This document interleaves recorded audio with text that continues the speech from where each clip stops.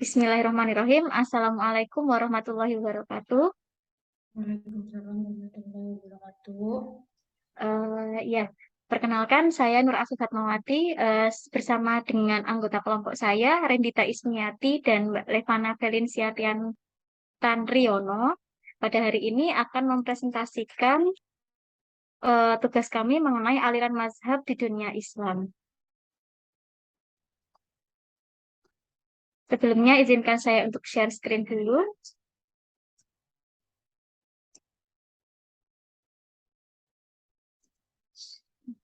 Eh, Kami akan membahas mengenai aliran mazhab di dunia Islam. Nah, buku yang akan kami bahas pada topik hari ini adalah buku mengenai ensiklopedia aliran dan mazhab di dunia Islam.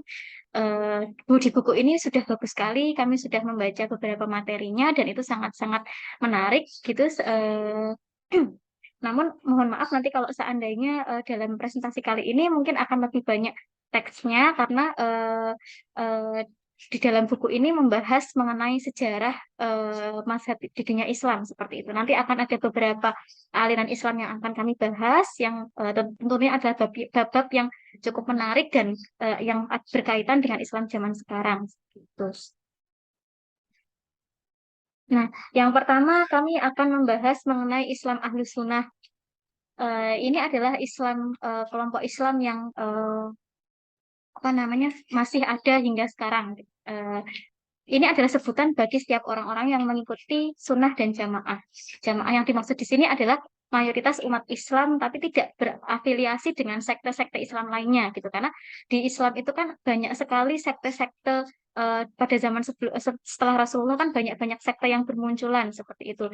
Nah, kalau Ahlu Sunnah itu sebenarnya tidak ada keterkaitan dengan sekte manapun, gitu. Dan dia sebenarnya bukan bukan kelompok sekte, melainkan adalah golongan-golongan umat Islam yang sebenarnya adalah mengikuti Al-Quran, hadis, dan sunnah Rasulullah.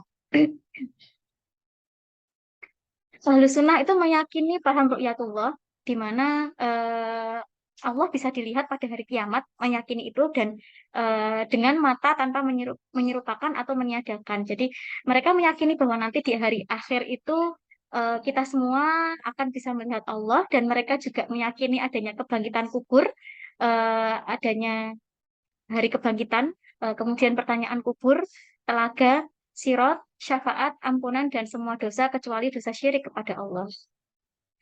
Ahlu sunnah meyakini kekal abadinya nikmat penghuni surga, siksa atas penghuni neraka karena kekafiran mereka.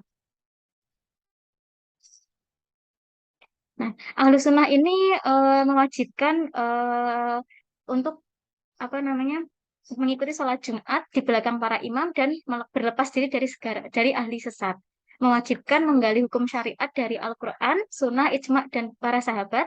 Mereka membolehkan mengusap dua kaos kaki atau muzah dalam wuzu, jatuhnya tolak 3 kali, mengharamkan nikah mut'ah, mewajibkan taat kepada pemimpin selagi tidak dalam kemaksiatan. Mereka menguasakan ilmu sunnah Rasul, membedakan antara hadis sahih dan doif, dan mengetahui ilmu jar wa ta'dil atau kaidah tentang perawi hadis. Nah, di dalam aliran Ahlus Sunnah ini ada 4 imam yang kita sudah sangat familiar sekali, yaitu Imam Syafi'i, Imam Abu Hanafi atau maaf Imam Abu Hanifah atau kita kenal dengan Imam Abu Hanafi, Imam Malik dan Imam Ahmad bin Hambal atau Imam Hambali yang lebih kita kenal dengan Imam Hambali. Nah, Imam Syafi'i ini yang persebarannya lebih banyak di Asia Tenggara, termasuk Indonesia adalah salah satu pengikut Imam Syafi'i. Kemudian Imam Syafi'i ini adalah yang umat pengikutnya paling banyak nomor 2 di dunia. Nah, sejarahnya bagaimana bisa terbentuknya Ahlus Sunnah itu yang pertama adalah terbentuknya aliran Al-Asy'ariyah yang dibuat oleh Imam Asy'ari. Imam Asy'ari ini dulunya adalah seorang Mu'tazilah, tetapi yang berguru kepada Abu Ali Al-Jubai. Tetapi suatu ketika Imam Asy'ari ini bertanya kepada gurunya, tetapi Imam Asy'ari tidak menemukan jawaban yang memuaskan dari gurunya, seperti itu sehingga Imam Asy'ari kemudian keluar dari Al-Mu'tazilah dan kemudian eh, mendirikan Ahlus Sunnah.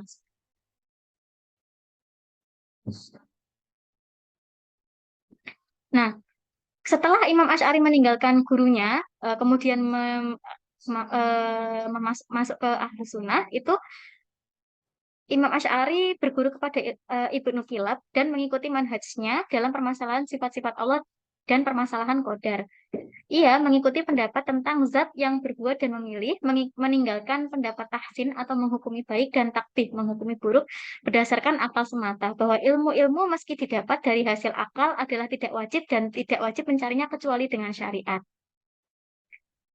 Nah, pada saat awal memisahkan diri dari Al-Mu'tazilah, Imam Asy'ari membuat atau menulis kitab Al-Ibanah.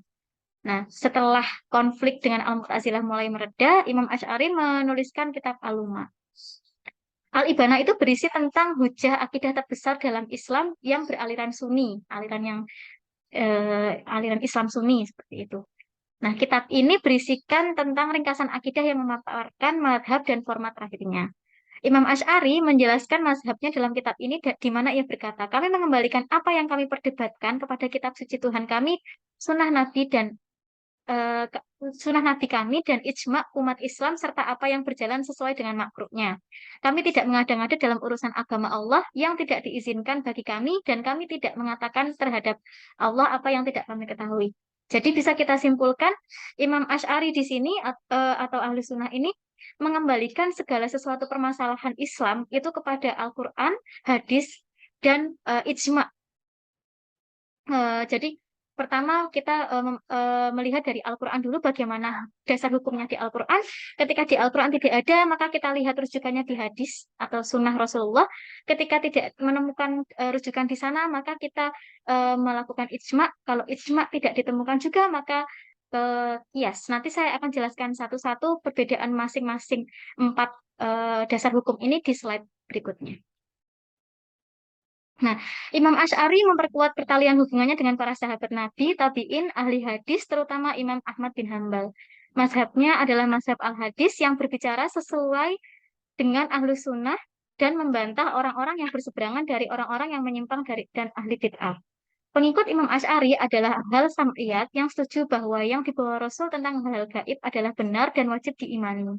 Lalu memahaminya sesuai dengan makna lahirnya. Seperti berita tentang pena Allah, Lauhul Mahfudz, singgasana, kursi, pertanyaan kubur, nikmat dan siksa kubur, timbangan amal, perhitungan amal, sirat, surga dan neraka. Nah, ini yang saya jelaskan mengenai yang saya maksudkan mengenai dasar-dasar yang diyakini oleh mazhab eh, yang diyakini oleh Imam Asy'ari. Nah, mazhab Syafi'i, maaf maksud saya, Ahlus Sunnah itu kan aliran yang masih ada sampai sekarang di Indonesia. Ahlus Sunnah yang mayoritas ada di Indonesia adalah mazhab Syafi'iyah gitu. Nah, di dalam mazhab Syafi'iyah itu ada empat dasar hukum yang sangat diyakini di sana, di mana dasar hukum itu sendiri ada urutan-urutannya gitu. Kalau di apa umum ya kaitannya dengan misalnya urutan peraturan perundang-undangan seperti itu. Yang pertama adalah Al-Quran gitu. Dasar hukum yang paling kuat menurut Islam adalah Al-Quran. Segala sesuatu yang hukum-hukum Islam yang ada di dunia ini semua kita kembalikan pada Al-Quran karena Al-Quran itu adalah di sana ada ilmu pengetahuan, ada undang-undang yang mengatur segala yang mengatur tentang keislaman, tentang kehidupan kita sehari-hari, maka kita kembalikan di Al-Quran. Nah, ketika nanti di Al-Quran tidak ada, selanjutnya kita akan mengikuti sunnah Rasulullah.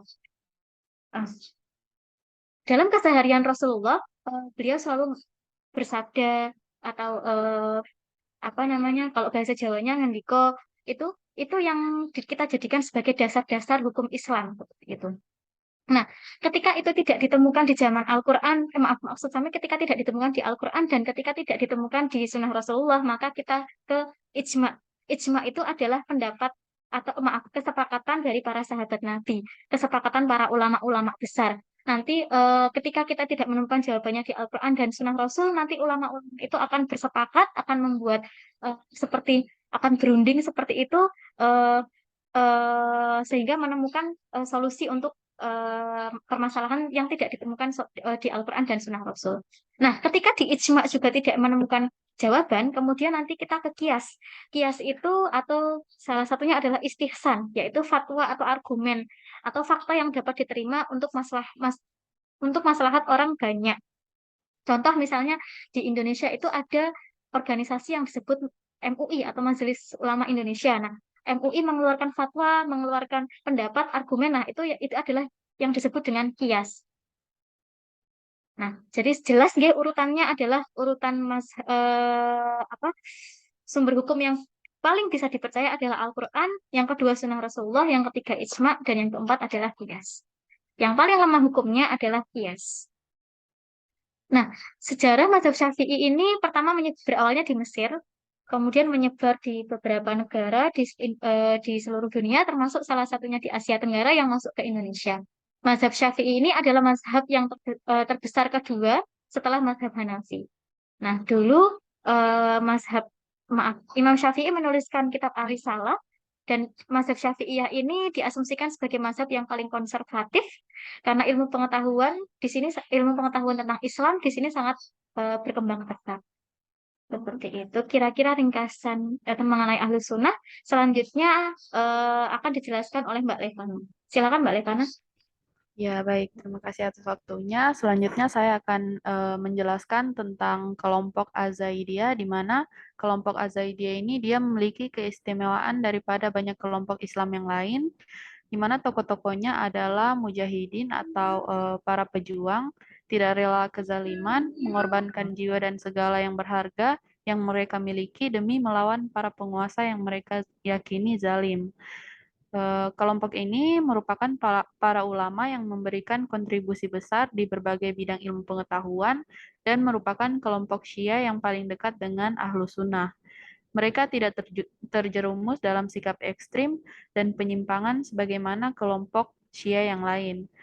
Kelompok ini menganggap bahwa kaum Khawarij sebagai kaum yang keluar dari agama karena mereka memberontak terhadap Khalifah Ali, di mana konsep kuruk bagi kaum Azaidiyah ini adalah memberontak kepada penguasa yang zalim dan berusaha menegakkan imam yang benar. Next. Kemudian akidah-akidah dari Azaidiyah ini, yang pertama berkaitan dengan masalah imamah. Ketika Nabi menentukan imam, beliau tidak menyebutkan namanya, hanya saja beliau hanya menyebutkan kriterianya. Kemudian yang kedua, imam harus dari Bani Hashim, wirai, bertakwa, zuhud, pemberani, alim, dermawan, dan dari keturunan Fatimah setelah Ali. Barang siapa yang memenuhi syarat ini dan mengaku sebagai imam, maka umat wajib untuk membelanya. Kemudian yang ketiga yaitu boleh mengangkat pemimpin yang keutamaannya kurang dan memperbolehkan munculnya dua pemimpin dalam waktu yang sama di wilayah yang berbeda. Kemudian kelompok-kelompok dari Azaidiyah ini terdiri dari 6 kelompok, yaitu yang pertama Al-Jarudiyah, As-Sulaimaniyah, Al-Batariyah, Anu-Ainiyah, Al-Yakubiyah, dan satu kelompok yang berlepas diri dari Abu Bakar dan Umar dan berpendapat dengan Ar-Rajah. Kemudian ciri-ciri khusus dari masing-masing kelompok ini, yaitu yang pertama ada kelompok Asaliyah atau Al-Batariyah, di mana mereka berpendapat bahwa muncul dua pemimpin yang memenuhi syarat, maka dipilih yang paling utama di antara keduanya dan yang paling zuhud. Kemudian jika keduanya sama, maka dipilih pendapat yang paling benar dan perintahnya yang paling kuat. Kelompok ini mengingkari prinsip taksir yang terkenal di kalangan Syiah, di mana mereka menganggap ulama yang memberi fatwi batil dengan berlandaskan prinsip takiyah tidak boleh menjadi pemimpin, karena pemimpin yang benar adalah yang memberikan fatwa dengan apa yang diperintahkan Allah tanpa takut dicela manusia dalam membela Allah dan bukan orang yang memberi fatwa berdasarkan takiyah. Takiyah akan menyebabkan manusia terseret dalam kesesatan dan kebingungan. Kemudian kelompok selanjutnya yaitu As-Sulaimaniyah, di mana mereka berpendapat bahwa kepemimpinan berdasarkan musyawarah dapat dipegang dua orang yang paling baik di antara kaum muslimin dan dapat dipegang orang yang al-mafdul. Kelompok ini meskipun bersepakat dengan Ahlus Sunnah dalam pendapat bahwa pengangkatan khalifah berdasarkan pemilihan dan musyawarah, tetapi mereka jauh dari Ahlus Sunnah karena pendapat mereka yang mengkafirkan sebagian sahabat Nabi. Mereka juga berbeda dengan banyak kelompok Syiah karena mengingkari pendapat Al-Bidah dan At-Taqiyah. Kemudian kelompok selanjutnya yaitu Al-Jarudiyah, di mana kelompok ini merupakan kelompok yang paling ekstrim dan sangat jauh dengan Ahlus Sunnah. Mereka penuh dengan pemikiran yang bertentangan dan akidah yang berbeda. Kemudian mereka berselisih pendapat tentang at-tawakuf dan pengiringan kepemimpinan. Sebagian dari mereka mengatakan bahwa Muhammad bin Abdillah tidak terbunuh, masih tetap hidup dan pada saatnya nanti akan keluar dan memenuhi bumi dengan keadilan. Akan tetapi, sebagian dari mereka juga mengatakan bahwa Muhammad bin Abdillah ini meninggal dunia. Kemudian meskipun berselisih, mereka bersepakat atas prinsip-prinsip bahwa nas yang menunjukkan kepemimpinan Ali tidak langsung menyebut namanya, namun sifat-sifatnya. Yang kedua, wajib keluar bersama pemimpin yang adil ketika ia muncul dengan mengajak manusia untuk taat kepadanya. Kemudian keturunan dari Al-Hasan dan Al-Husain memiliki ilmu sebagaimana ilmu Nabi dan bahwa ilmu ini mereka dapatkan secara alami tanpa belajar. Tidak ada bedanya antara anak kecil dan orang tua dari mereka yang mendapatkan ilmu tersebut dan mereka tidak butuh menerima ilmu dari yang lain atau dari yang selain mereka. Kemudian selanjutnya ada kelompok Azaidiyah dan kelompok yang lain, di mana sikap Azaidiyah tentang kepemimpinan dan pendapat mereka bahwa pemimpin diangkat berdasarkan pilihan dan musyawarah bukanlah satu-satunya sikap yang mana mereka menyetujui atau mendekati al-Husunah. Kelompok ini menolak pendapat Syiah tentang al-Bidah, at-Taqiyah, ar-Raja'ah, di samping menolak konsep Imam Al-Mahdi versi Syiah ekstrim. Kemudian kelompok ini telah melahirkan ulama-ulama besar dan para ahli tahqiq. Mereka mengikuti jejak ulama salaf, membela sunnah Nabi dari musuhnya, dan mengajak kepada persatuan umat Islam. Kemudian hubungan antara Azaidiyah dengan Mu'tazilah, di mana hubungan mereka ini sangat erat. Mereka bersepakat bahwa mereka bersepakat dalam banyak masalah dan juga berselisih dalam masalah-masalah tersebut. Kemudian hubungan ini terbangun dalam skala tokoh maupun skala pemikiran. Begitu juga antara keduanya saling mempengaruhi dan menerima pengaruh. Pemikiran Azaidiyah pada zaman sekarang itu dia lebih toleran dan membuang sikap ekstrim dan fanatik secara umum. Selanjutnya akan dijelaskan oleh Mbak Renditya. Selanjutnya yaitu mengenai Syiah Al-Waqifiyah. Asal mula munculnya Syiah Al-Waqifiyah ini dimulai dari kematian Imam Musa Al-Hazim, yang sehingga mayoritas pengikut Syiah sebelumnya meyakini bahwa Imam Ridho alaihissalam, yaitu putranya Imam Musa Al-Qasim, sebagai Imam Syiah yang ke-8, dan kelompok minoritas dari mereka mengingkari imamahnya dan menjadikan Imam Qasim alaihissalam sebagai Imam Syiah terakhir. Nah, kelompok-kelompok tersebut yang dikenal dengan kelompok Syiah Al-Waqifiyah. Kemudian di kalangan Syiah Imamiyah terdapat istilah al-waqfu atau berhenti yang memiliki dua pengertian. Yang pertama yaitu bermakna umum yang ditujukan pada setiap kelompok di kalangan mereka yang berhenti pada salah satu imam dan meyakini bahwa imam itu merupakan imam terakhir. Kemudian menganggapnya tidak mati melainkan bersembunyi karena dialah Al-Mahdi dari keluarga Muhammad yang akan memenuhi dunia dengan keadilan serta memberantas kejahatan dan juga kezaliman. Selain itu, yang kedua yaitu imam yang berhenti pada imam ketujuh, yaitu Imam Musa Al-Qasim. Tidak pada imam-imam sebelumnya atau yang diklaim keniscayaan imamah pada orang-orang sesudahnya. Pemaknaan yang bersifat khusus ini banyak beredar di kalangan Syiah yang mengakui 12 imam. Kemudian pemikiran kalam Syiah menurut Imamiyah yaitu Imamah sendiri merupakan kelompok Syiah yang berpendapat bahwa Ali bin Abi Thalib secara nas dinyatakan sebagai imam bukan hanya disebut sifatnya, bahkan ditunjuk orangnya sebagaimana telah dipaparkan pada norma sivitas Syiah di atas. Kemudian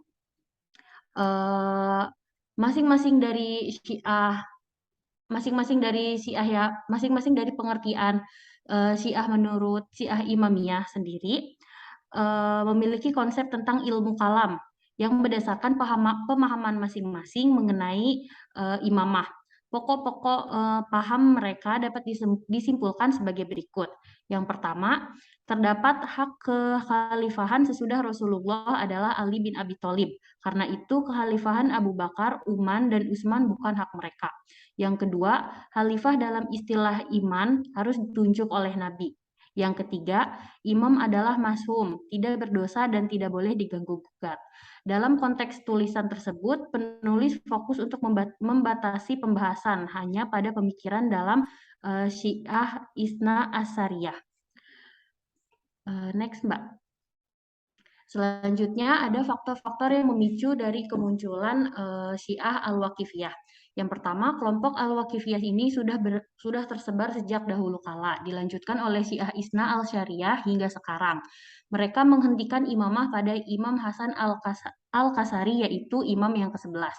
Kemudian, para teolog mereka mengandalkan dalil-dalil filsafat secara teoritis yang mewajibkan bahwa imamah berikut cabang-cabangnya menafsirkan kematian imam tanpa memiliki pengganti yang bisa menerima wasiatnya. Kemudian menganggap imam yang ke-12 itu tidak ada dan imam terakhir adalah Imam Mahdi. Dalam bab hak al-Waqifiyah terdapat tafsir ilmu politik individual dalam arti kata yang merupakan keniscayaan mazhab yang dibutuhkan oleh prinsip-prinsip mereka. Untuk itu semua, mereka berani berkorban dan juga mempertahankannya.